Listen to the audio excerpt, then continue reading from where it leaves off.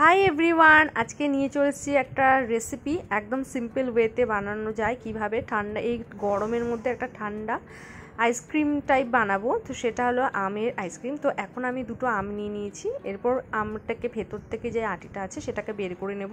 বের করে আমের পাল্পটা বার করে নিয়েছি।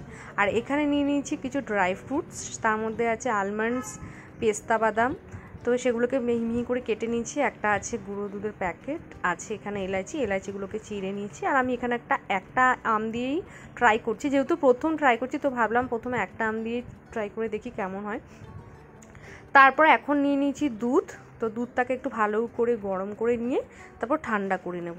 তো দুধের মধ্যে আগে আমি মিক্স করব চিনি আর ড্রাই ফ্রুটসের দেওয়ার ভিডিওটা করা হয়নি, মিস্টেক হয়ে গেছে। তো সেই ড্রাই ফ্রুটসগুলো তোমরা দিয়ে দেবে।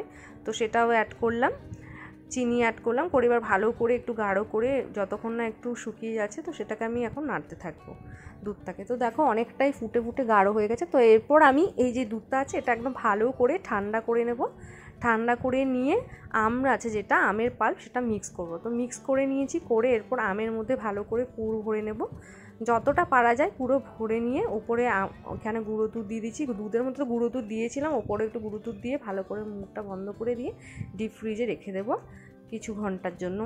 তো এখন আমি দেখো ডিপ ফ্রিজ থেকে বার করে নিয়েছি, একদম পুরো ঠান্ডাই হয়ে গেছে। তো এবার আমি এটাকে ভালো করে ছুলে নেব। তো এরপর আমি ভালো করে এটাকে কেটে নেব, ছোকলাটাকে কেটে নিয়ে তারপর গোল গোল করে কেটে নেব। আর এটা খেতে বেশ ভালোই টেস্ট হয়েছিল। তোমরাও যদি চাও এইভাবে ঝটপট বাড়িতে বানিয়ে খেতেই পারো, গরমের মধ্যে খুবই ভালো লাগবে। আর আমার ভিডিওটি ভালো লাগলে লাইক করে দিও। বাই।